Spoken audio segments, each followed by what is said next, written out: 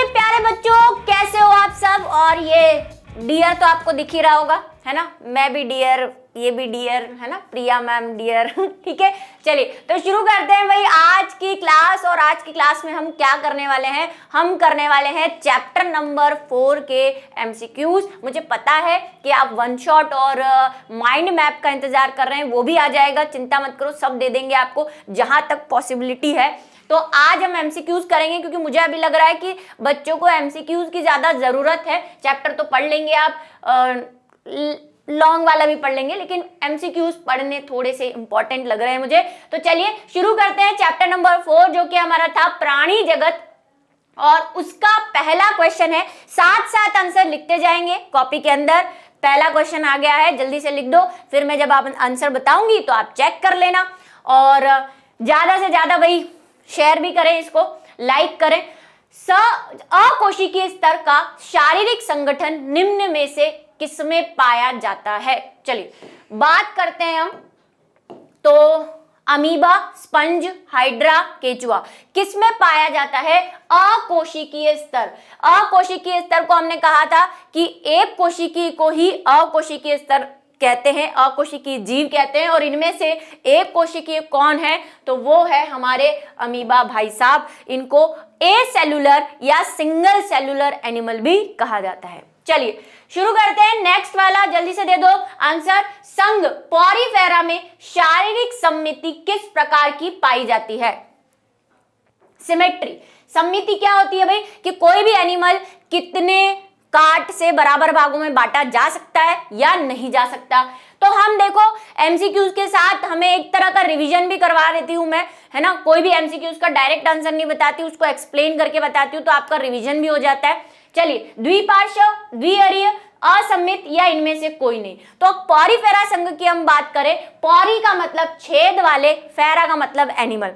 तो छेद वाले एनिमल थे। और इसका एक एनिमल आपको याद है भाई, साइकोन हमने बनाया था कुछ ऐसा छेद वाला। तो आप बताओ कैसी होती है। तो हमने बात की थी कि पॉरीफेरा संघ के जितने भी एनिमल है वो सारे असममित है। कैसे हैं भाई, असममित है, यानी कि इनको किसी भी काट से नहीं काटा जा सकता दो बराबर भागों में।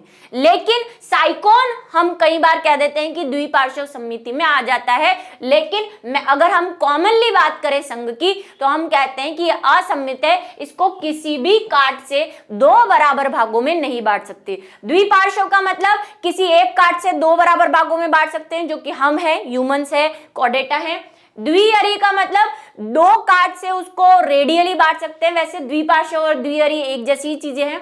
नेक्स्ट की बात करते हैं। नेक्स्ट है संघ इकाइनोडर्मेटा के वयस्कों में किस प्रकार की शारीरिक सममिति। देखो वयस्क की बात कर रहा है, इकाइनोडर्मेटा में कैसी सममिति होती है, सिमेट्री होती है। गोलीय, असममिति, द्विपार्श्व सममिति या अरीय, यानी कि गोल होते हैं, असममित होते हैं यानी कि एसिमेट्रिक होते हैं, लेटरल होते हैं, ठीक है, और रेडियल होते हैं। कौन से होते हैं भाई बताओ।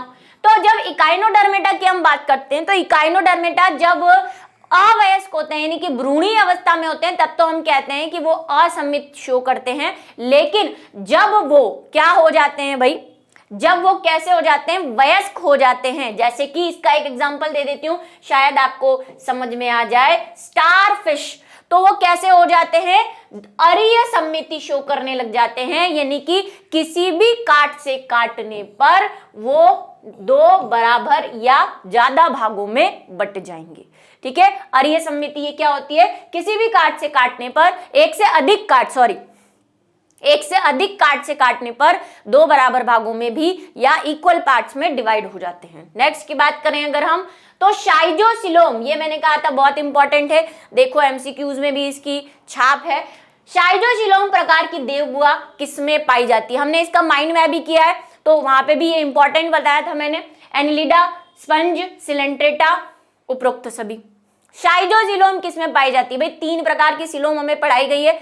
एक है एसिलोमेट, जिनमें कोई गुहा नहीं होती, उन्हें एसिलोमेट या अगुही कहते हैं। ऐसे जिसमें गुहा होती है उन्हें ट्रू सिलोमेट कहते हैं। ट्रू सिलोमेट हमने दो प्रकार की पढ़ी थी, एंट्रोसिलोम और शाइजोसिलोम। तो एंट्रोसिलोम हमने देखा था कॉर्डेटा वाले में आ जाती है, शाइजोसिलोम किस में पाई जाती है, और एक है कूडगुआ, लेकिन उसका क्वेश्चन आने वाला है इसलिए मैं उसके बारे में नहीं बता रही। तो भाई शाइजोसिलोम किस में पाई जाती है? शाइजोसिलोम वो जो है वो एनिलिडा संघ की खासियत है, ठीक है। इनमें जो हमारी ट्रूसिलोम होती है वो किससे बनती है? मीजोडर्मल पाउचेस से बनती है ना, मीजोडर्मल पाउचेस से बनती है, इसलिए इसको क्या कहते हैं? शाइजोसिलोम कहते हैं। ये बात हमने की थी। स्पंज में एसिलोमेट होते हैं, ये सिलेंट्रेटा भी एसिलोमेट होते हैं, कोई सिलोम नहीं होती इसके अंदर, अगुई होते हैं। नेक्स्ट की बात करें, नेक्स्ट है स्तनधारी जंतु किस प्रकार के रुधिर वाले हैं? मैमिलिया, बताओ जल्दी से, ये तो बिल्कुल इजी है। गर्म रुधिर, शीत रुधिर, सामान्य रुधिर, या इनमें से कोई नहीं। तो भाई मैमेलिया जो है वो कॉर्डेटा में आते हैं, और कॉर्डेटा के जितने भी प्राणी हैं उनमें से अगर हम बात करें मैमेलिया और पक्षी की यानी कि एविस की, तो ये दोनों कैसे हैं भाई? ये दोनों समतापी हैं। समतापी क्या होता है? जिसको हम क्या बोलते हैं? होमोथर्मल। अब तो आंसर दे दो। होमोथर्मल क्या होते हैं? जिनका टेम्परेचर क्या बना रहता है? समान बना रहता है। बाहरी वातावरण कैसा भी हो, हमारा टेम्परेचर वैसा ही रहेगा, 37 डिग्री जो भी है, ठीक है। अब इनको एक और नाम से जाना जाता है, इनको हॉट ब्लडेड भी कहते हैं। क्या कहते हैं इनको? हॉट ब्लडेड, गर्म खून के प्राणी कहते हैं। कौन कौन? एक तो स्तनधारी जो कि एग्जाम्पल है, दूसरे एविस। तो दो चीजें लर्न हो गई है भाई। शीत रुधिर में कौन आता है? शीत रुधिर में सरीसृप पाएंगे आपके, रेप्टिलिया। और कौन आता है भाई? एम्फीबिया भी आते हैं। उसके बाद सामान्य रुधिर वाले, ठीक है। अब सामान्य रुधिर कोई कैटेगरी वैसे तो हमने नहीं की, लेकिन हम एम्फीबिया में रख सकते हैं क्योंकि कोल्ड ब्लडेड में जनरली हम सरीसृप को ज्यादा प्रायोरिटी देते हैं, लेकिन एम्फीबिया भी कोल्ड ब्लड के अंदर गिन सकते हैं। नेक्स्ट की बात करें तो हम बात करें स्पंजों में टोटीपोटेंट कोशिकाएं कौन सी होती है? बहुत इंपॉर्टेंट क्वेश्चन। थीसोसाइट्स, ट्रोफोसाइट्स, आर्कियोसाइट्स या कोइनोसाइट्स। इसके लिए आपको ये वर्ड पता होना चाहिए, टोटीपोटेंट क्या होता है। किसी ने 7 चैप्टर पढ़ा है तो, या सेल वाला चैप्टर पढ़ा है तो उसमें मैंने ये बात कही है। टोटीपोटेंट क्या होता है? पूर्ण सशक्तता। हिंदी में क्या कहते हैं इसको?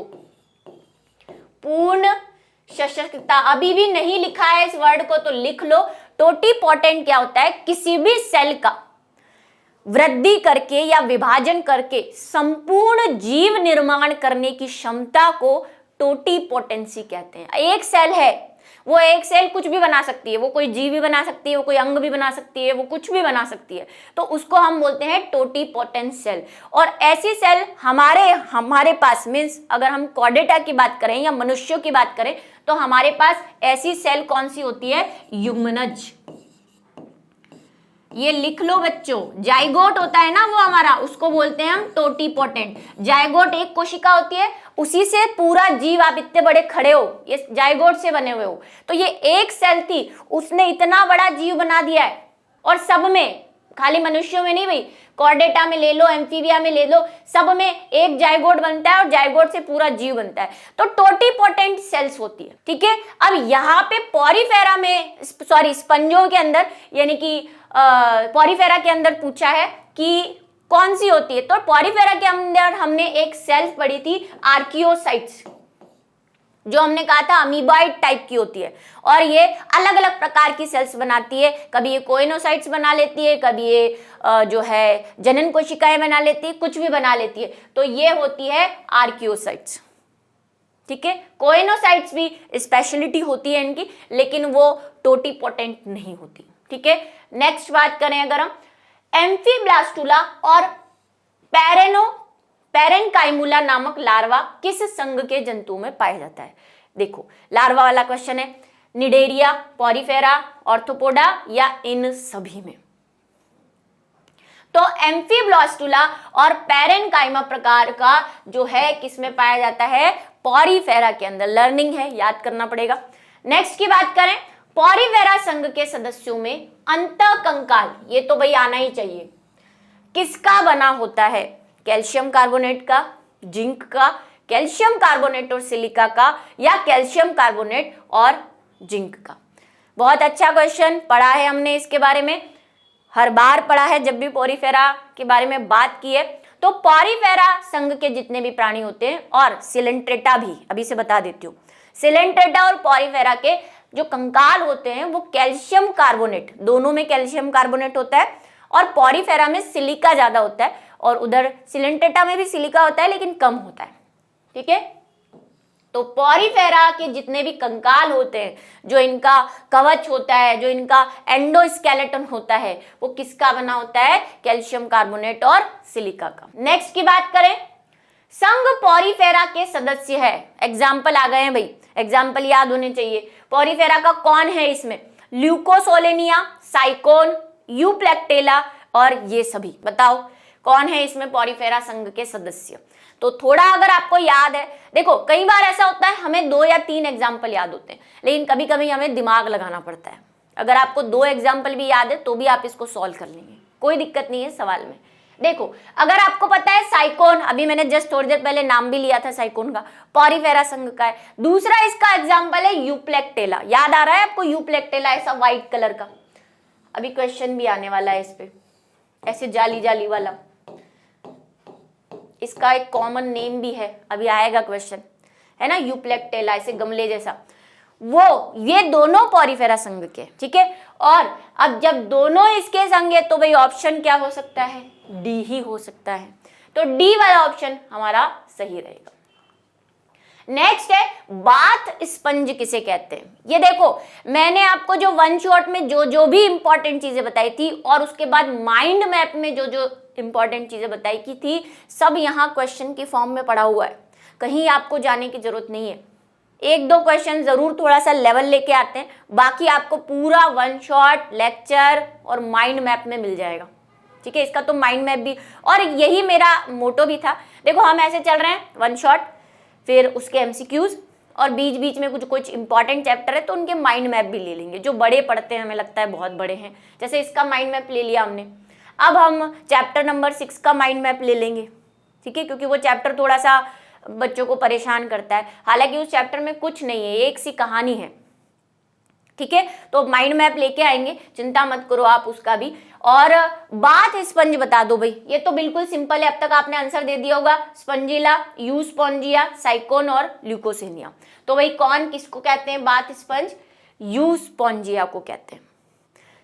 स्पॉन्जिला की क्या खासियत होती है? स्पेशली मैंने बताई थी कि पॉरीफेरा संघ के सारे प्राणी कहां पे रहते हैं? समुद्र में रहते हैं, लेकिन स्पॉन्जिला फ्रेश वाटर में रहता है, अलवणीय जल में रहता है। ये बहुत इंपॉर्टेंट क्वेश्चन है, करवाया भी है मैंने। ठीक है, वन शॉट में भी और माइंड मैप में भी। तो यू स्पंजिया को क्या कहते हैं? बाथ स्पंज कहते हैं। नेक्स्ट की बात करें, वीनस की फूलों की डलिया, एक और खतरनाक वाला क्वेश्चन, के नाम से किसे जाना जाता है? इंपॉर्टेंट क्वेश्चन है भाई। वीनस का पुष्प भी कहते हैं इसको, और वीनस के फूलों की डलिया भी कहते हैं। तो दूसरा नाम भी ले लो भाई, वीनस का पुष्प, ये भी बताया है मैंने कई बार। साइकोन, यूप्लेक्टेला को, यूस्पोंजिया को और हाइलोनिमा को। देखो यूस्पोंजिया को तो कहेंगे नहीं, अभी बोल दिया कि उसको तो बाथ स्पंज कहते हैं। साइकोन को तो भाई फूलदान कहा जाता है, ये फूलदान जैसे शेप का होता है। सही आंसर है यूप्लेक्टेला। इसका तो भाई ये कॉमन नाम सबके याद कर लो, अभी जो मैंने बताया था ऐसा डलिया जैसा। मैंने आपको कहा था कि जापान में जब जोड़ा नई नई शादी होती है तो उसको गिफ्ट में दिया जाता है, ये ऐसा फोटो बताया था। मैंने कहा था इसमें 2 एनिमल रहते हैं, वो इसी के अंदर रहते हैं, और जब ये मर जाता है तो इसके साथ ही मर जाते हैं। इसीलिए उसके ऐसा ही हम चाहते हैं कि नया वाला जो शादी की है जोड़ा, उसको भी आशीर्वाद देने के हिसाब से इसको ये दिया जाता है कि वो साथ साथ रहें, जिए और खुश रहें। तो वीनस का पुष्प जो है वो यूप्लेक्टेला को कहते हैं। और ये क्यों रहता है भाई मरने के बाद भी, ये ऐसे कैसे पड़ा रहता है? क्योंकि कैल्शियम कार्बोनेट और सिलिका के बने हुए एंडोस्केलेटन रहते हैं पॉरीफेरा के, और जीव तो मर जाता है अंदर, लेकिन उनका स्केलेटन ऐसा कैसा रहता है, तो सजाने के काम में भी लेते हैं इसको। नेक्स्ट है सिलेंट्रेटा के सदस्यों की शारीरिक आकृति में आदर्श रूप से क्या संरचनाएं पाई जाती है? सीधा सा क्वेश्चन है, कुछ ज्यादा इसमें नहीं है, लेकिन आप इसमें कंफ्यूज हो सकते हैं। देखो, लंबवत मेड्यूसा वर्गाकार पॉलिप, छतरीनुमा पॉलिप और बेलनाकार मेड्यूसा, बेलनाकार पॉलिप और छतरीनुमा मेड्यूसा, और छतरीनुमा पॉलिप और आयताकार मेड्यूसा। बताओ भाई, बताओ। सिलेंट्रेटा संघ के आपको बताया था इसमें डाई मॉर्फिनिज्म पाया जाता है। इनके जीवन चक्र में शरीर के अंदर दो प्रकार की आकृतियां पाई जाती है। एक तो होती है मेड्यूसा, मेड्यूला या मेड्यूसा, सॉरी मेड्यूसा, मेड्यूसा तो अलग हो जाएगा, ब्रेन का पार्ट, मेड्यूसा, ठीक है। और दूसरी होती है पॉलिप। चित्र बना देती हूं मैं, ये तो शायद आपको अब आंसर मिल जाए। पॉलिप तो होता है ये ऐसा वाला, छतरी जैसा, ऐसा ये वाला ऐसे जमीन पे लगा रहता है, और ये होता है मेड्यूसा, ऐसे यहाँ पे ऐसे निकले होते हैं। अब एग्जाम्पल भी याद आ गया होगा आपको, जेलीफिश। नॉर्मली हम इसको कॉमनली क्या कहते हैं? जेलीफिश कहते हैं। इसके दो एग्जाम्पल हमने देखे थे। एक तो हमने देखा था ओबेलिया,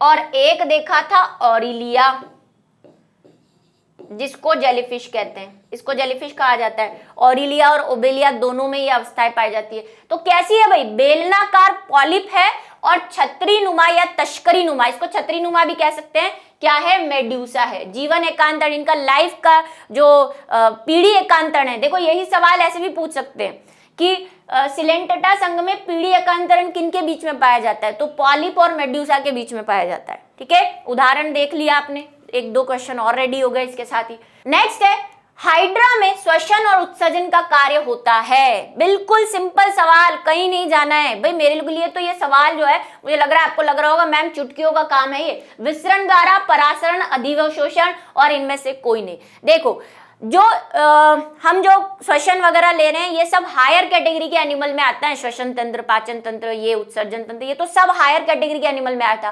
जो लोअर कैटेगरी के एनिमल थे, पॉरीफेरा, सिलेंड्रेटा, है ना, जो आपके प्लेटिहेल्मिन्थस में भी थोड़ा बहुत डेवलप्ड हो गया था, टीनोफोरा, इनमें तो भाई कोई था ही नहीं तंत्र।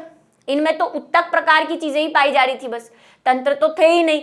तो हाइड्रा में आपको पता है कौन होता है हाइड्रा? भाई हाइड्रा का फोटो बनाया जाए, ये हाइड्रा। हाइड्रा में आपको पता है पॉरीफेरा और सिलेंट्रेटा में गैसों का एक्सचेंज पानी से हो रहा था।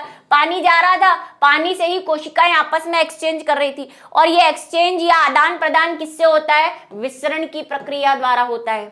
ए वाला ऑप्शन, डिफ्यूजन। सारी चीजों का, खाने, श्वसन, गैसों का प्लस एक्सक्रेशन का, दोनों का काम जो है वो डिफ्यूजन के द्वारा होता है। ए वाला ऑप्शन सही रहेगा। नेक्स्ट है, समुद्री फर, एक और इंपॉर्टेंट क्वेश्चन, के नाम से प्रचलित जंतु क्या है? सी फेदर किसको कहते हैं? हाइड्रा, ऑरिलिया, ओबेलिया या फंजिया? तो समुद्री फर जो है वो ओबेलिया को कहते हैं, क्योंकि अगर हम इसका डायग्राम देखें, ऐसी ब्रांचेस होती है इसके अंदर। ओबेलिया में ही अभी हमने देखा था पॉलिप पॉलिप ऐसे, ये मेड्यूसा ऐसे ऐसे लगा होता है, इधर से ऐसे ऐसे लगा होता है, तो फर जैसा दिखता है, इसीलिए इसको ओबेलिया को क्या कहते हैं? समुद्री फर कहते हैं। इसको तो पहचान ही लिया होगा, पुर्तगाली युद्धपोत है। ये बहुत इंपॉर्टेंट क्वेश्चन है, जरूर आने हैं कुछ ना कुछ इसमें से, इसको हल्के में मत लेना। जिनके ऑब्जेक्टिव बहुत ज्यादा आते हैं उनको तो भाई, जिनके कम भी आते हैं उनको भी आने के चांसेस है। ओबेलिया, ओरेलिया, फाइसेलिया या स्पंज, युद्धपोत किसे कहते हैं? पुर्तगाल का युद्धपोत। ये फोटो बताया था मैंने आपको क्लास के अंदर, कौन है ये, और ऐसा बना के भी बताया था।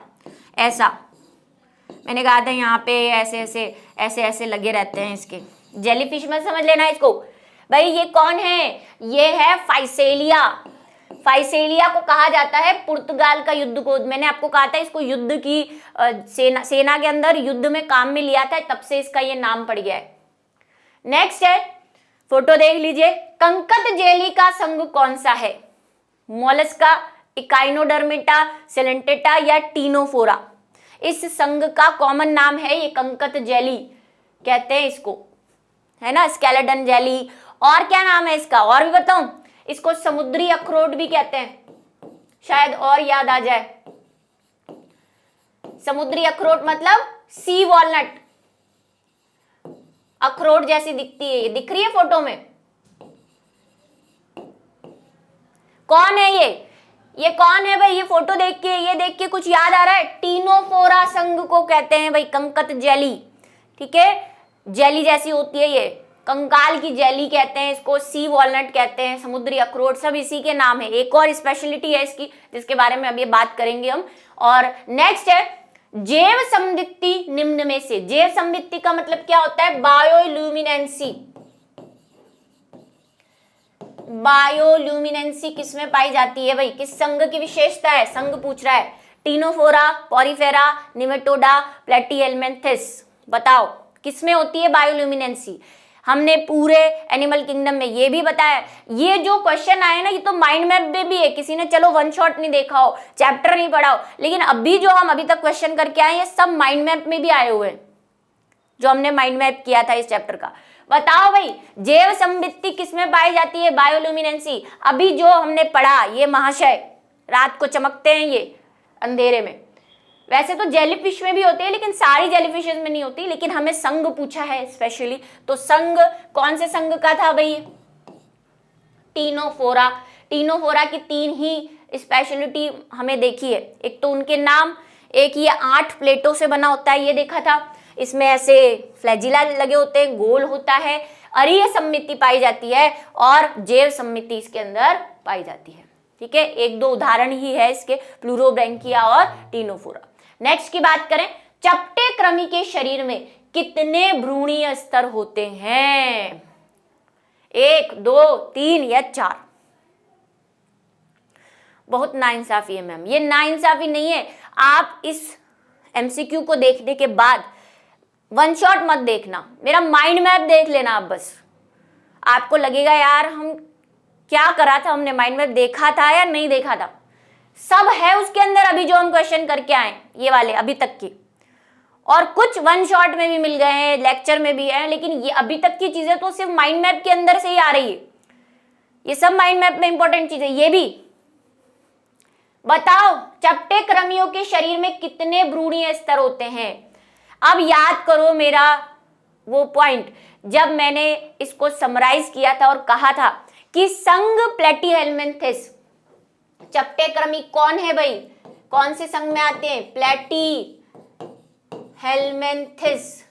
फ्लैटवर्म जिसको हम कहते हैं, फ्लैटवर्म है ना, Fasciola hepatica, Taenia solium, example भी याद कर लो साथ साथ। भ्रूणीय स्तर, एम्ब्रियोनिक लेयर कितनी पाई जाती है भाई? 3 पाई जाती है। अब मेरी बात याद करो, जब मैंने माइंड मैप बताया था वहां पे कॉमनली यहाँ पे ब्रैकेट में लिखा था सबसे पहले 3 स्तर वाली भ्रूणीय स्तर प्लेटीहेल्मिन्थेस से स्टार्ट हुए हैं। उसके पहले सिलेंटेटा, पॉरीफेरा, ये टीनोफोरा, इनमें 2-2 ही थे। सबसे पहले, ये मैंने स्पेशली बोला था, सबसे पहला संघ जिसमें 3 स्तर शुरू हुए हैं, प्लेटीहेल्मिन्थेस से शुरू हुए थे 3 स्तर बनना। ठीक है, तो ये एक तो ये इंपॉर्टेंट। इससे एक और क्या, सबसे पहले भी फर्स्ट टाइम ये लिखवाया था मैंने, फर्स्ट टाइम 3 लेयर बनना कहाँ स्टार्ट हुई थी? 3 एम्ब्रियोनिक स्तर बनना कहाँ स्टार्ट हुए थे? प्लेटीहेल्मिन्थेस में हुए थे। 3 होते हैं इसके अंदर, एक्टोडर्म, मेसोडर्म, एंडोडर्म। ठीक है, नेक्स्ट है चपटे कृमियों के उत्सर्जी तंत्र से संबंधित शब्द नहीं है। नहीं बोला है भैया। उत्सर्जी एक्सक्रीटरी सिस्टम से रिलेटेड कौन नहीं है यहाँ पे? वो भी प्लेटीहेल्मिन्थेस के। शिखा कोशिकाएं, आदिवृक्कक, सोलेनोसाइट या गुदा। बताओ भाई एक्सक्रीटरी सिस्टम में प्लेटीहेल्मिन्थेस की अगर हम बात करें तो वहां पे शिखा कोशिकाएं आती हैं, जिनको हम ज्वाला कोशिकाएं भी होती है, वैसे तो शिखा कोशिकाएं भी होती हैं, फ्लेम सेल्स। ठीक है, इनके जो वृक्कक होते हैं वो प्रोटोटाइप के होते हैं, प्रोटोनेफ्रिडिया होते हैं, आदि वृक्कक पुराने टाइप के। भाई प्लेटीहेल्मिन्थेस से थोड़ा थोड़ा टिश्यू बनना शुरू हुआ है। सोलेनोसाइट्स पाई जाती है इनकी फ्लेम सेल्स और शिखा कोशिकाओं के अंदर, लेकिन गुदा उत्सर्जित तंत्र का अंग नहीं है या पार्ट नहीं है। ठीक है। उत्सर्जन जो है प्लेटीहेल्मिन्थिस में किससे होता है? फ्लेम सेल्स से होता है। फ्लेम सेल्स प्रोटोनेफ्रिडिया प्रकार की होती है और सोलेनोसाइट्स की बनी होती है। नेक्स्ट है शिखा कोशिकाओं को निम्नलिखित में से किन नामों से जाना जाता है?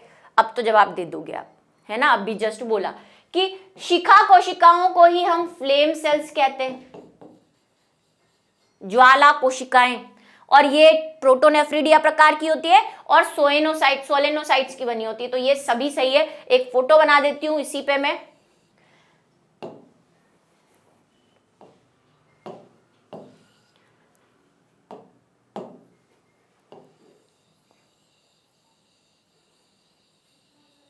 याद आ रहा है ये फोटो? ऐसा वाला हमने ऐसे ऐसे बनाई थी फ्लेम सेल्स, है ना। यहाँ पे बिंदु लगाए थे, कहा था ये आग की तरह जलती हुई दिखती है, इसीलिए इसको फ्लेम सेल्स कहते हैं, है ना। याद आ रहा है क्या? फ्लेम सेल्स, ठीक है। नेक्स्ट है कूट गुहा, एक और इंपॉर्टेंट। मिथ्या गुहा किस संघ के प्राणियों में पाई जाती है? निडेरिया, प्लोपोरिफेरा, प्लेटीहेल्मिन्थिस या निमेटोहेल्मिन्थिस? बताओ भाई। कूट गुहा ये भी बहुत इंपॉर्टेंट है। अभी जस्ट मैंने बोला था कि 3 प्रकार की गुहा है, सत्य गुहा, एक दूसरी अगुहा और एक है सूडोसिलोमेट। इंग्लिश में क्या बोला था इसको? सूडोसिलोमेट।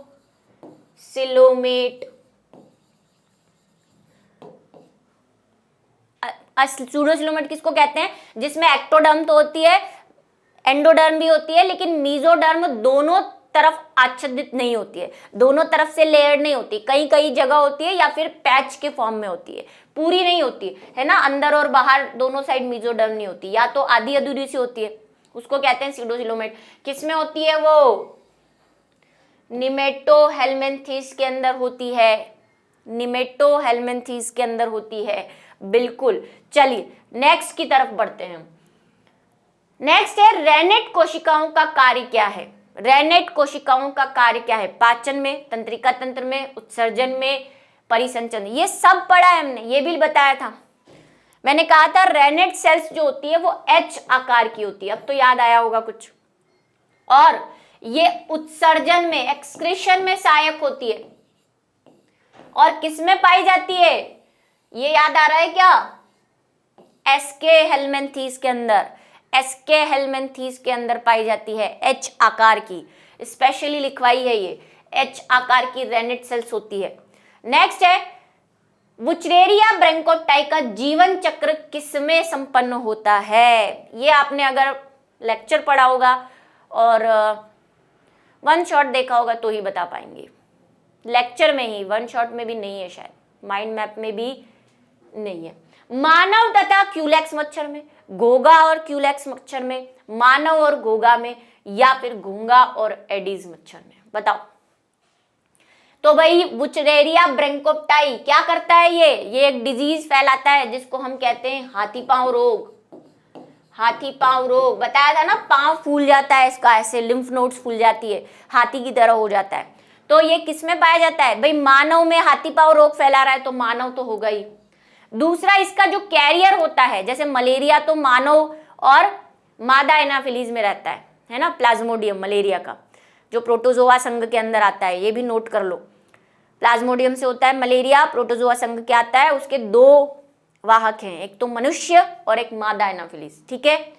ये जो है मानव के अंदर और क्यूलेक्स मच्छर के अंदर रहता है। मच्छर है भाई क्यूलेक्स मच्छर, ठीक है। हाथी पांव रोग होता है इससे, इसका एक और नाम है, अभी आने वाला है क्वेश्चन। बताओ वुचरेरिया ब्रैंकोप्टाई नामक निमेटोडा से कौन सा रोग फैलता है? इसलिए मैंने नाम नहीं बताया, उसका हिंदी नाम ही बताया अभी आपको, इंग्लिश नाम यहाँ पे है। एस्केरिस, अंकुशक्रमी रोग, ट्राइकिनोसिस या फाइलेरिया। अभी बताया हाथी पांव रोग होता है, लेकिन हाथी पांव रोग का भाई नाम तो बताओ। हाथी पांव तो भाई, और एक और नाम है, 3 नाम है इसके। हाथी पांव को ही इंग्लिश में क्या कहते हैं? हाथी पांव रोग को ही इंग्लिश में क्या कहते हैं? ये तो साइंटिफिक नेम है, यहाँ पे जो आंसर है वो तो एलिफेंटेसिस,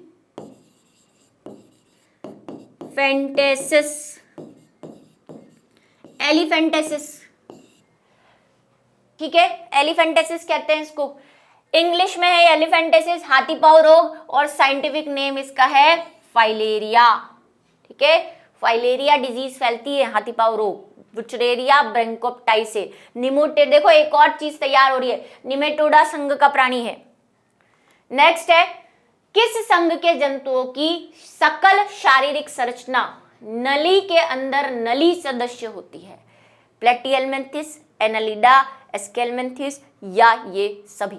मतलब ये कह रहा है ऐसा कौन सा जीव है जिसमें बाहर बॉडी होती है, उस बॉडी के अंदर जो एक और ऐसी नली के समान नली की संरचना पाई जाती है। कौन है भाई ऐसा प्राणी, कौन सा संघ है? अच्छा, ये संघ के दो नाम हैं। हमने हर बार जहां पे भी किसी संघ के दो नाम थे वहां पे लिखे हैं, तो भाई ये दोनों नामों को ध्यान रखें।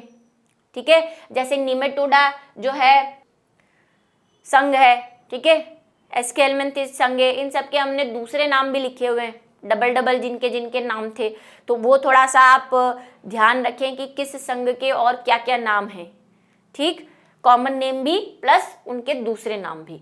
प्लेटिहेल्मिन्थस, एनालिडा, एस्केल्मिन्थस या ये सभी। बताओ भाई किसमें होती है नली के समान नली की संरचना? ये बहुत कॉमन क्वेश्चन है। एनालिडा में होती है, एनालिडा संघ के अंदर होती है, जिसमें हमारा कौन आता है भाई? केचुआ। आ जाओ। नेक्स्ट है, एनालिड्स की देह भित्ति में कौन सी पेशियां पाई जाती है? ये भी हमने पढ़ा है क्लास के अंदर। कौन सी पेशियां पाई जाती है? अरीय, अनुदैर्ध्य दोनों, यानी ए बी, और केवल अनुलंब या अनुदैर्ध्य। भाई दो होती है, एक तो लंबी वाली पेशियां जिसको अनुदैर्ध्य पेशियां कहते हैं, और एक सर्कुलर पेशियां जिनको अरीय पेशियां कहते हैं। तो ए और बी दोनों आंसर हमारा क्या रहेगा? सही रहेगा। नेक्स्ट, संघ एनालिडा में गमनांग कौन कौन से होते हैं? एनालिडा का मैंने अभी एक एग्जांपल बता दिया भाई, केचुआ एनालिडा के अंदर आता है। अब बता दो उसमें गमन अंग क्या है? चूषक, वृक्कक, सीटी या ये सभी। बताओ केचुआ कैसे, केचुआ और बाकी के जो इसके है नेरिस है जैसे, है ना, और इनमें क्या है भाई गमनांग क्या होते हैं? तो इनमें जो गमनांग होते हैं वो क्या होते हैं? सीटी होती है, जिसको सीटा भी कहते हैं। ये मैंने क्लास में बताया था कि सीटी को ही सीटा भी कहते हैं। ठीक है, तो ये इनके क्या होते हैं? गमनांग होते हैं, जो हर खंड में उपस्थित होते हैं, चलने में काम में आते हैं इनको। एनालिडा संघ के गमनांग यानी कि लोकोमोटिव ऑर्गन कौन है? सीटा या सीटी। नेक्स्ट की बात करें, नेक्स्ट है एनालिडा संघ का लार्वा क्या कहलाता है? बाइपिनेरिया, ग्लाइकोडियम, ट्रोकोफोला या मिरासीडियम। बताओ जी क्या होता है ये? ध्यान से अगर आपने डिटेल क्लास पढ़ी है तभी आंसर दे पाओगे, वरना नहीं दे पाओगे। ट्रोकोफोरा।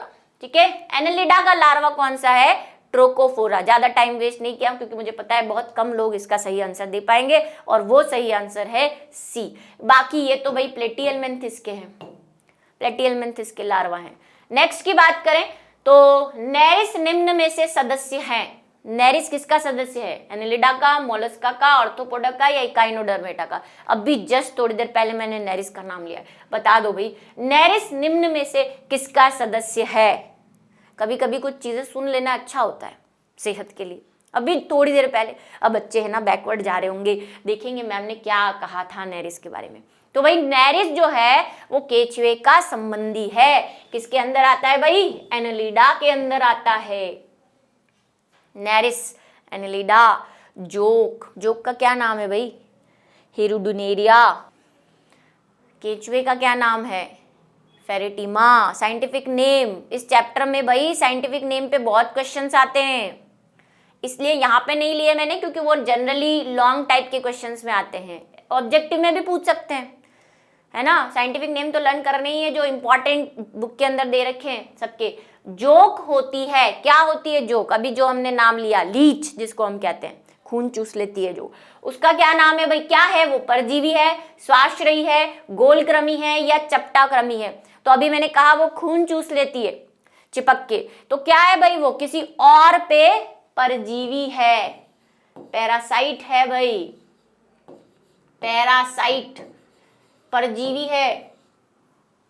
ठीक है, खून चिपक के ब्लड सक कर लेती है। हिरुडिनेरिया, साइंटिफिक नेम क्या है इसका? हिरुडिनेरिया। नेक्स्ट है ऑर्थोपोडा में त्वचा किससे ढकी होती है? ये भी सिंपल है, आरेखित पेशियों से, कैल्शियम युक्त खोल से, काइटिन युक्त उपचर्म से या श्लेष्मा से। बताओ किससे होती है ऑर्थोपोडा संघ? सबसे बड़ा संघ। क्या क्या स्पेशलिटी है भाई इसकी? सबसे बड़ा संघ है ये, संधित उपांग, जॉइंटेड अपेंडेजेस पाए जाते हैं। और तीसरी स्पेशलिटी पे क्वेश्चन आया हुआ है, ये रहा कि किससे ढकी होती है? तो इनका जो त्वचा है जिसको हम क्या बोल सकते हैं? एक्सोस्केलेटन बोलते हैं भाई। क्या बोलते हैं? बाहरी कंकाल, एक्सोस्केलेटन। काइटिन युक्त उपचर्म से ढका होता है, काइटिन से बना हुआ एक्सोस्केलेटन होता है ऑर्थोपोडा संघ के प्राणियों में। चलिए नेक्स्ट, मेल्पिगी नलिकाएं सहायक होती है पाचन में, उत्सर्जन में, श्वसन में या परिसंचरण तंत्र में। ये भी आ चुका है भाई, मेल्पिगी नलिकाएं, ये तो पढ़ी भी है हमने, फोटोग्राफ बना देती हूँ एक, शायद कुछ याद आ जाए आपको, क्योंकि हमने इसका एनिमल भी पढ़ा है। याद आया आपको? 100 से 150 होती है ये मेल्पिगी नलिकाएं। कहाँ? कॉकरोच के अंदर पढ़े थे, और इस संघ की बात की थी तब भी पढ़े थे। उत्सर्जन में सहायक होती है ये, और एक साइंटिस्ट थे मेल्पिगी, उन्होंने ही इसको डिस्कवर किया था, इसीलिए उनके नाम पे इन्हें मेल्पिगी नलिकाएं कहते हैं। नेक्स्ट है मोलस्का का कवच इसके शरीर के किस भाग से स्रावित होता है? रेडुला, प्रवाल, आवरण या उदर? तो भाई मोलस्का के शरीर में 3 भाग होते हैं। एक तो होता है हमारा बॉडी जो मेन होती है ना, एक होता है फुट जिसको पाद भी कहते हैं, और तीसरा होता है मेंटल जिसको हिंदी में कहते हैं प्रवाल। और उसी प्रवाल से वो जो कैल्शियम कार्बोनेट के कवच होते हैं मोलस्का के अंदर, पाइला, एग्जाम्पल क्या है इसका?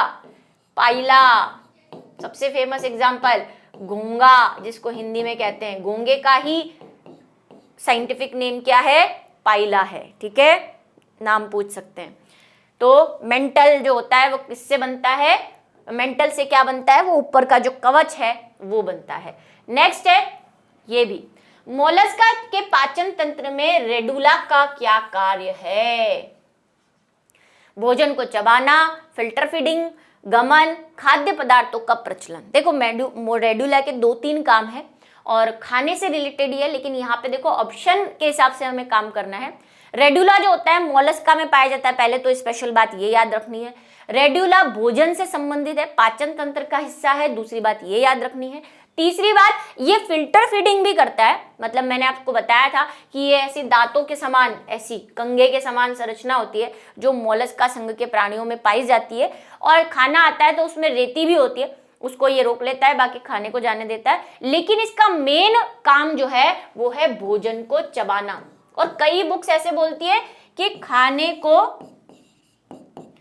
छीलने के काम आता है। भाई वो पिलर देखे आप, आपकी मम्मी वो खीरा ककड़ी छीलती हैं, आलू छीलती हैं, वैसा ये छीलने के काम भी आता है। तो भाई फिल्टर फीडिंग भी इसका काम है, लेकिन मेन काम इसका भोजन को चबाना है।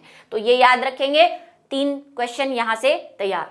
नेक्स्ट, अब आपको पूछ ले रेडुला के क्या काम होते हैं, तो आप ये भी लिख सकते हैं, ये भी लिख सकते हैं, ठीक है, और ये भी थोड़ा बहुत लिख ही सकते हैं, गमन मत लिख देना।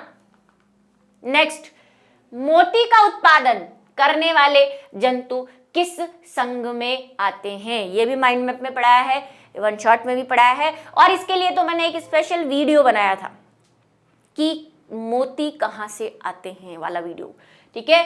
ऑर्थोपोडा, मोलस्का, एनेलिडा या निडेरिया। तो मोती उत्पादन जो है वो कौन सा संघ करता है? मोलस्का।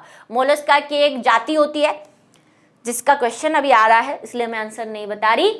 मोलस्का संघ के जो सीप होते हैं, सीप, उनसे मोती निकलता है।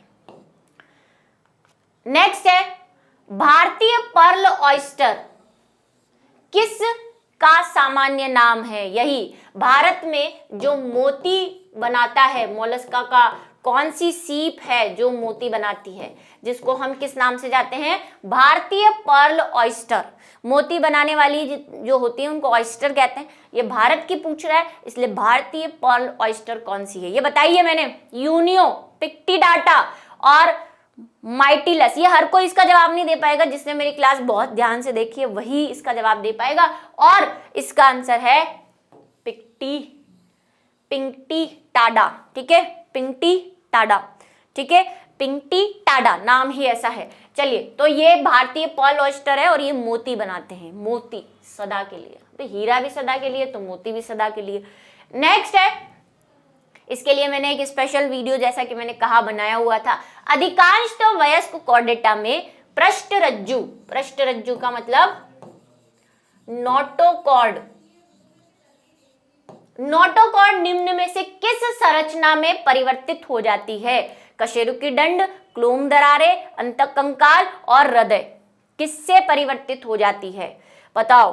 तो हमारी जो नोटोकॉर्ड है, जब हम भ्रूणी अवस्था में रहते हैं तो हमारी इन द सेंस कि भाई वयस्क सारे कॉर्डेटा की बात कर रही हूं मैं, है ना। कॉर्डेटा में वर्टिब्रेटा के अंदर आपके मेंढक, पेंडक, मछली नहीं, वर्टिब्रेटा के अंदर भाई, है ना, जो मछली है, मेंढक है, रेप्टिलिया है और एविज हैं और मैमिलिया, इन सब की बात करूं तो इनमें क्या होती है? भ्रूणी अवस्था में तो गिल्स और नोटोकॉर्ड रहती है, बाद में ये किसमें परिवर्तित हो जाती है? नोटोकॉर्ड कशेरुकी दंड में परिवर्तित हो जाती है। इसीलिए इस संघ को वर्टिब्रेटा भी कहा जाता है ना। वर्टिबल कॉलम में परिवर्तित हो जाती है, बैकबोन में परिवर्तित हो जाती है, सब इसी के नाम है।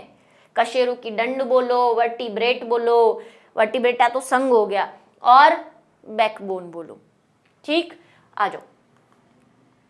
नेक्स्ट है, ग्रसनीय विदर वयस्क स्थलीय कॉर्डेटा में क्या कार्य करते हैं? ग्रसनीय विदर यानी कि गिल स्लिट्स। गिल स्लिट्स क्या काम करते हैं बताओ? ये सिंपल है भाई, श्वसन, उत्सर्जन, गमन या बंद हो जाते हैं। वयस्क स्थलीय कॉर्डेटा की बात कर रहा है भाई, शब्दों पे ध्यान दें। कॉर्डेटा जब एडल्ट हो जाते हैं, यानी कि हम जब एडल्ट हो जाते हैं तो हमारे ग्रसनी विदर क्या करते हैं? Gill slits. अभी जस्ट इससे पहले वाले क्वेश्चन में मैंने बोला कि जब हम भ्रूणी अवस्था में होते हैं तो हमारे गिल्स होते हैं, लेकिन वो बाद में क्या हो जाते हैं? बंद। नोटोकॉर्ड तो किसमें बदल जाती है? कशेरुकी दंड में बदल जाती है, जबकि गिल स्लिट्स बंद हो जाते हैं, और उसमें भी किसके? स्थलियों के। ठीक है, जो पानी में रहेंगे उनके तो रहेंगे, मछलियों के रहते हैं, लेकिन स्थल इसलिए बोल दिया इसने। ठीक है, स्थल में रहते हैं उनके तो बंद हो जाते हैं, हम में नहीं है भाई, नहीं तो हम भी ऐसे घूमते चीरे लगा के। चलो, हेमिकॉर्डेटा का शरीर विभाजित होता है। हेमिकॉर्डेटा का एग्जाम्पल बताओ। सबसे पहले तो बेलेनोग्लॉसस, सबके एग्जाम्पल लिख लिया करो बच्चों। बेलेनोग्लॉसस, बेलेनोग्लॉसस याद आ रहा है कुछ ऐसा?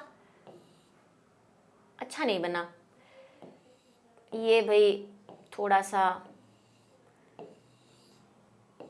खराब बन गया है, लेकिन आप तो मेरे ही बच्चे हो, आप समझ जाओगे, मुझे ऐसी आपसे बहुत उम्मीदें हैं, है ना। बेलेनोग्लॉसस बताओ भाई। बेलेनोग्लॉसस यू शेप का होता है, और एक तो इसकी होती है शुंड, प्रोबोसिस जिसको बोलते हैं, उसके बाद इसकी आती है कॉलर, ठीक है, और उसके बाद इसकी आती है धड़। ठीक है, तो शुंड, कॉलर और धड़ कहाँ गया भाई? ये रहा। हाँ, शुंड, कॉलर और धड़। ठीक है, शुंड, कॉलर, धड़, 3 भाग होते हैं इसके। नेक्स्ट, संघ हेमिकॉर्डेटा में श्वसन किससे होता है? बेलेनोग्लॉसस की पूछ रहा है भाई, किससे होता है? त्वचा से, फेफड़ों से, क्लोम दरारों से, किससे होता है? अभी ये जो मैंने यहाँ पे डायग्राम बनाया था, यहाँ पे आपको पता है बहुत सारे ऐसे संरचनाएं होती हैं। ये क्या होती हैं?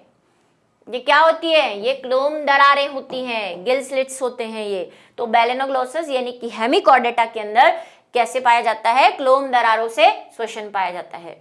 चलो नेक्स्ट बात करते हैं हम संघ हेमिकॉर्डेटा में उत्सर्जी अंग होता है।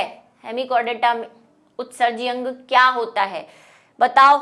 ये तो बात हो गई श्वसन किससे होता है, उत्सर्जन किससे होता है ये बताओ। शुंड ग्रंथि से, कॉलर से, क्लोम से या वक्ष से। तो वही जो बैलेनोग्लॉसस है उसकी जो शुंड होती है ना, उसी में उसके उत्सर्जी अंग होते हैं। वहां पे एक ग्रंथि पाई जाती है जिसको प्रोबोसिस ग्लैंड कहते हैं। शुंड को क्या कहते हैं? Proboscis, proboscis. और एक ग्लैंड होती है तो उसको प्रोबोसिस ग्लैंड कह देते हैं। और यही किस क्या काम करती है? एक्सक्रेशन का काम करती है। ठीक है। ए, ये ऐसी चीजें मैंने कहा वही आंसर दे पाएगा जिसने क्लास बहुत ध्यान से देखी है, मतलब उसने कुछ नहीं छोड़ा, सारा चार्ट लिया है, पूरी के पूरी बायो, है ना, वही दे पाएगा ऐसे आंसर्स के जवाब। वो आगे वाले तो हमने कॉमनली लिए थे जो सबके लिए हैं। सवाल तो ये हैं जो डिटेल क्लास वाला ही दे पाएगा बस। नेक्स्ट की बात करें, उपसंघ यूरोकॉर्डेटा के संघ की आहार नाल किस आकार की होती है? टी आकार, यू आकार, ओ आकार या आई आकार की। यूरोकॉर्डेटा किसको कहते हैं? कॉर्डेटा में हमने भाई पार्ट किए हैं, एक यूरोकॉर्डेटा, एक सिफेलोकॉर्डेटा, ठीक है, और उसके बाद वर्टिब्रेटा। तो यूरोकॉर्डेटा में हमने बात की थी कि यूरोकॉर्डेटा ऐसे होते हैं जिनमें नोटोकॉर्ड पूंछ वाले हिस्से में होती है ना, पीछे वाले में। और सिफेलोकॉर्डा में सिर से पूंछ तक होती है, सिर्फ पूंछ वाले हिस्से में होती है। और इनकी आहार नाल कैसी पाई जाती है भाई? यू शेप पाई जाती है। ठीक है, चलो नेक्स्ट। हाँ, आदमी आया मजेदार। पेट्रोमाइजोन की त्वचा कैसी होती है बताओ? शल्कीय, शल्की विहीन, रोम युक्त, इसमें से कोई नहीं। बताओ पेट्रोमाइजोन किसको कहते हैं भाई? इसका कॉमन नेम क्या है? फोटो देख के याद आ रहा हो तो लैम्प्रे, है ना, बताया था ना। ये फिश नहीं है, फिश नहीं है ये जो फिश के ऊपर ये काली काली दिख रही है ये लैम्प्रे है। मैंने बताया था ये परजीवी होती है फिश के ऊपर, फिश के ऊपर ऐसे चिपक जाती है। इसमें सकर्स होते हैं और ये ऐसे चिपक जाती है। आप पे भी चिपक जाएगी अगर आपका हाथ पानी में है और ये वहां पे घूम रही है, लैम्प्रे। और एक और होती है मिक्सिन, जिसको हम कहते हैं हैग फिश। ठीक है, ये दोनों एक साथ बहने किसकी, कौन से संघ में आती है? ये साइक्लोस्टोमेटा के अंदर आती है। और साइक्लोस्टोमेटा को मैंने कहा था मछलियां ना समझे, ठीक है, अलग है मछलियों से। और जो हमने साइक्लोस्टोमेटा और पिसीज के अंदर एक अंतर पढ़ा था कि क्यों हम इन्हें मछलियां नहीं कह रहे, तो मैंने वहां पे कारण बताया था और वही कारण यहाँ पे भी है। पहला, इनके पास मुंह नहीं है, इनके पास चिपकने वाली चीजें होती है ना, चिपक जाती है। ये देखो इस फिश पे ऐसे चिपक गई है, ठीक है, काली काली ये जो दिख रही है आपको यहाँ पे फिश के ऊपर, ये यहाँ पे इसके गिल्स से चिपकी हुई है, इधर भी चिपकी हुई है। दूसरा अंतर जो यहाँ पे है, इनमें भाई फिश में आपको पता है स्केल्स होते हैं, ये देखो स्केल्स लगे हुए हैं फिश के ऊपर, लेकिन इनमें स्केल्स नहीं होते, ये शल्क विहीन होती है। ठीक है, स्केल्स नहीं, स्मूथ स्किन होती है इनकी। फिर तीसरा एक और अंतर जो मेन था वो क्या था कि फिश में पेयर्ड फिन्स होते हैं, इनमें पेयर्ड फिन्स नहीं होते। आपको याद आ रहा हो अगर ऐसा हमने इसका डायग्राम बनाया था,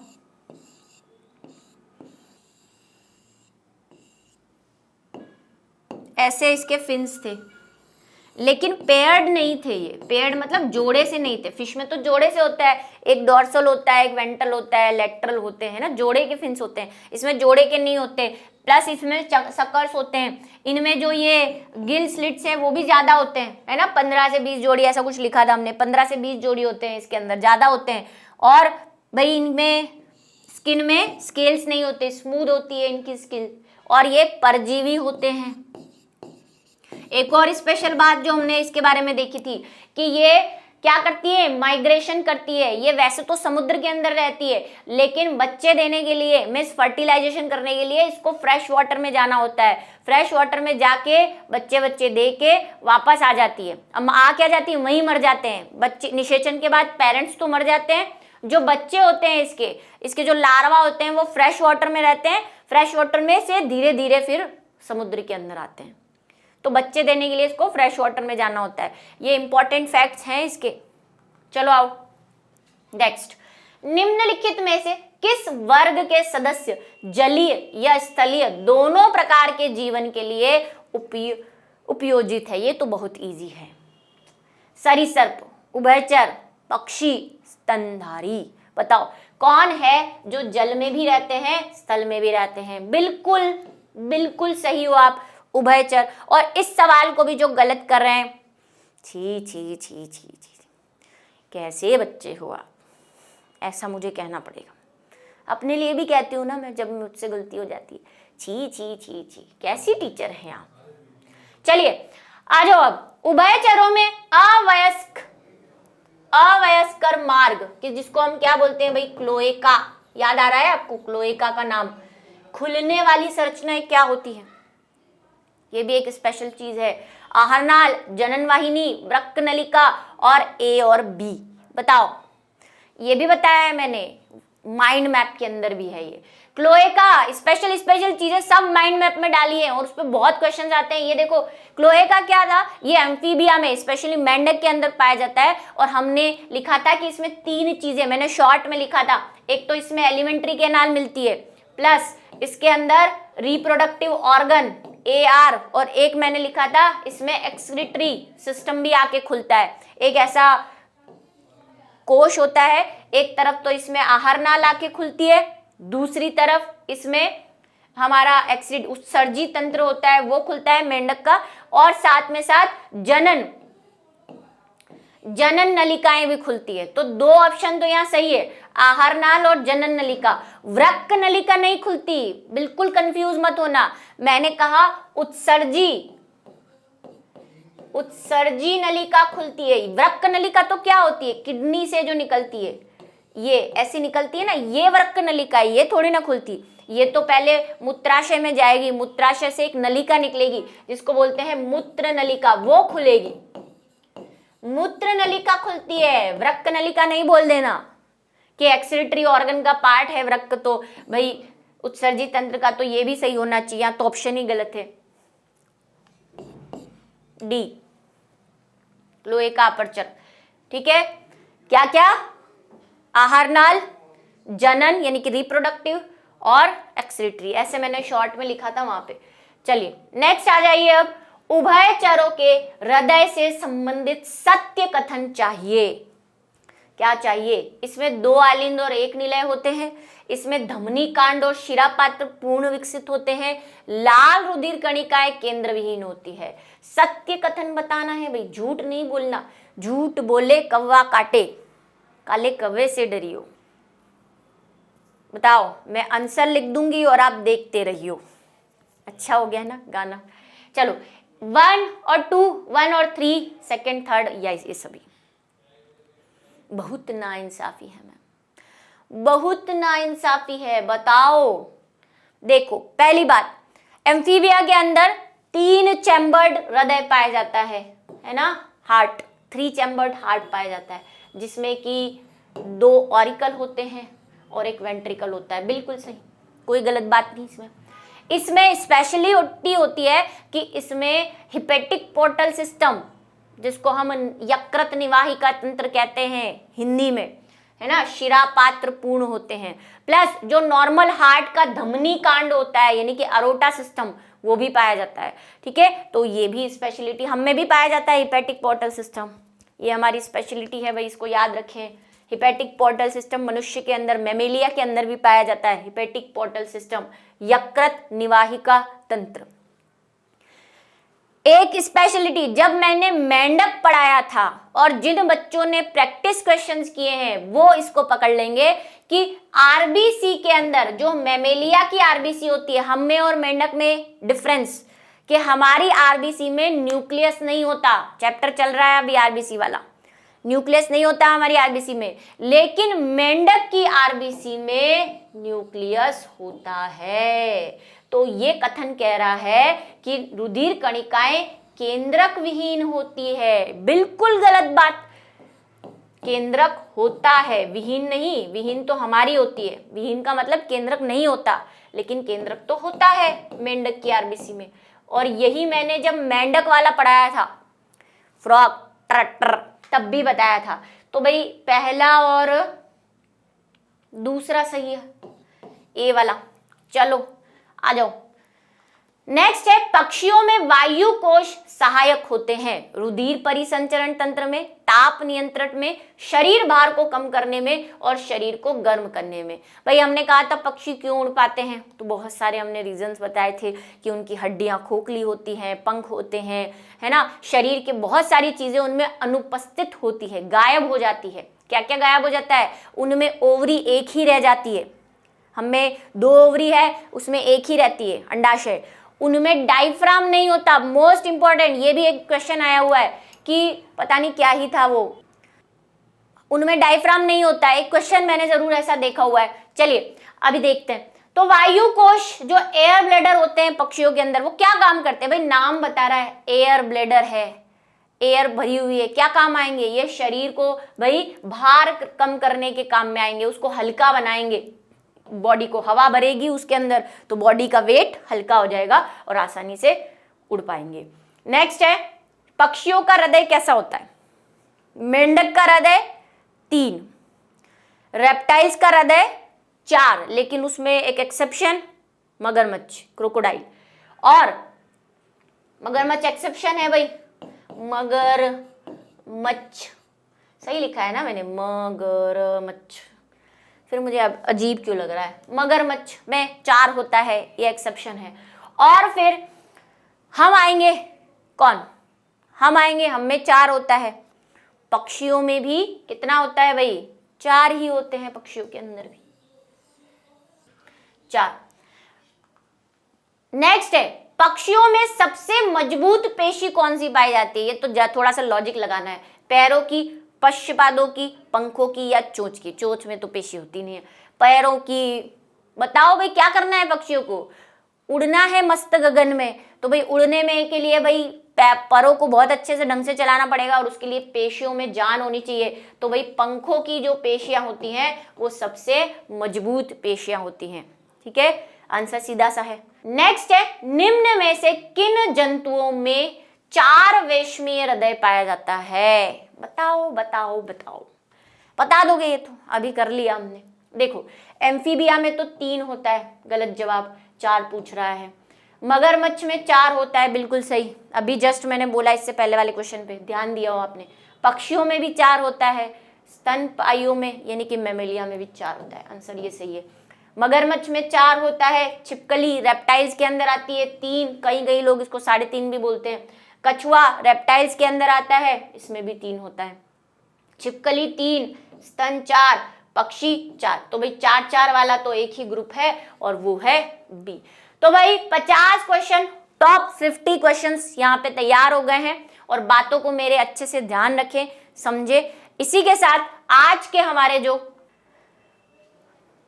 इंपॉर्टेंट क्वेश्चंस हैं वो मैं यहाँ पे खत्म करती हूँ। लाइक करें, कमेंट करें कितने सही थे, कैसे क्वेश्चन हुए, और ज्यादा से ज्यादा बच्चों को इसको शेयर करें ताकि वो भी इसका लाभ उठा सके। मिलेंगे नेक्स्ट टाइम नई कुछ जानकारियों के साथ, तब तक बाय।